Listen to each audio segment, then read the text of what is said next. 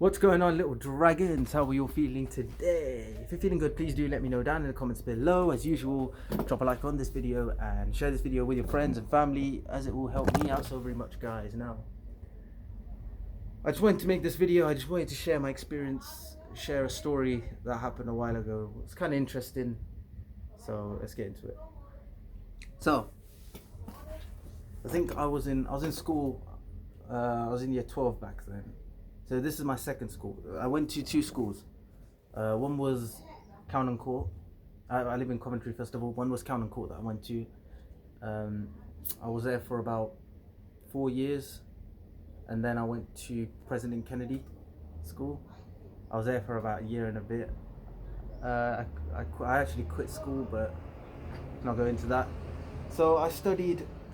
I was quite smart, actually. No one believes me, but I was actually quite smart at the time. I was getting A's, A stars, that sort of stuff, like with maths, English, with sciences, and that's where the most of my interest was mostly in like science-based subjects, especially biology and chemistry, because that's the sort of field that I wanted to go into. Especially with my mum being a biochemist and my brother who's done a chemistry degree. So that's sort of the path that I wanted to go in. I wanted to follow their footsteps and I wanted to go into that. So I really enjoyed science as well. So this was a chemistry practical that we did. Yeah. So what happened was with practicals, I'm not really a practical person, nor do I like to work with other people, because no one really likes to work with me. God knows why. I was really smart. In A levels, I actually studied maths, biology, and chemistry. And biology and chemistry, the thing is, we can actually go on the website, on the school website, and get the answers for the practical, right? So I was working with this kid. I'm not going to say his name, and I'm not going to say the teacher's name for those of you who go to President Kennedy. I'm not going to say the teacher's name. But what happened was, we were doing the practical, and the night before I found the answers. So I got a sheet of paper, I wrote down the answers, and apart from the graphs, I knew that the graphs I can't get away with, but apart from that, I wrote the answers down. I wrote all the numbers and all the written stuff. I put it all in my own words and I brought it into school. My handwriting is not really exactly the best looking, it's not really the prettiest, but I don't know, it was to go. So I don't remember what the experiment was. I think it was something to do with don't you remember? But I don't remember what the experiment was. I know all I remember was, okay, this is what happened. So I was working with a kid, and this guy, he's famous for cheating in our class. What he does is he gets the answers, and he must be recording. Yeah, he gets the answers and he has it on his phone. So when he does the thing, right, and we're writing the conclusions afterwards, he's got it on his lap and he's writing the answers, and then he puts his book down first, and when the teacher's not looking, we all used to run and get the book. I know I'm not exercising the right sort of behavior, but that's what he used to do. So nothing I'm saying in this you should do yourself. I think you should all study, even if it's practical, even no matter how bullshit you think the practical is, you still have to do it. It's in the syllabus for a reason. So I would say do it as much as you can. If you don't know what the question's asking, if you don't know what it is about, ask your teacher. That's what you need to do. But so we started copying. So he got the answers as usual. He has the answers, and we're writing it down. So we're taking the numbers from. I think what we're doing is we're weighing the mass of something. So we keep changing it. The mass keeps.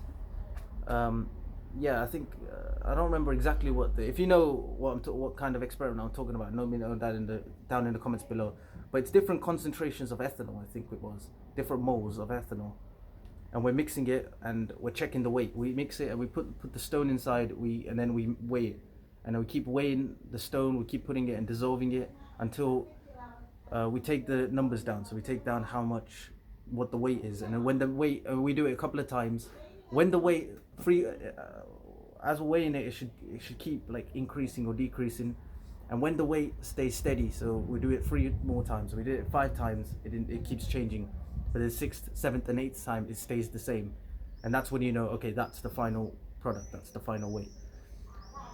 Our experiment screwed up, but before that, we actually wrote down the answer. So the teacher, what the teacher did was, she was actually helping us. This guy's an idiot. He was thinking he was acting all smart. So instead of, he thought if we're hiding in the corner and we're doing the experiment in the corner, he probably thought, okay, the teacher might be suspicious. So let's be right next to the teacher. Let's just keep talking to the teacher, engaging with the teacher, even though we know the teacher's not gonna. We thought that if we do that, she's not gonna suspect the fact that we're cheating.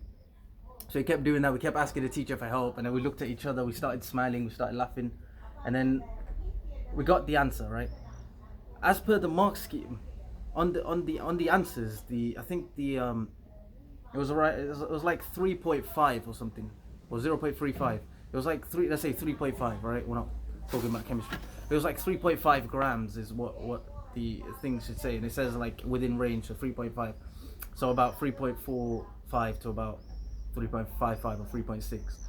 That was the range. But our final product actually got about 2.5. So because we didn't, I think we used water instead of, I think one of the liquids wasn't here at the time, so we used water instead, or we used a different concentration of ethanol or something of the liquid. So we got a different answer, and the teacher was like, "Oh, you're gonna get a different answer." See, when you're cheating and you look at the mark scheme and it's like a worded answer, you're supposed to change the words. You're supposed to change it so it's in your own words. You can't really do that with numbers, right? The more you have to make it precise or roundabout the same. So he put 3.5. I put it as well. So he put 3.5, and the teacher looked at it and she said, "Yeah, well, it's 3.5. That's not the right answer. 3.5. Yeah, the answer should be about 3.5, but then you're gonna get something different because there was an error in our practical. There was an error in your practical."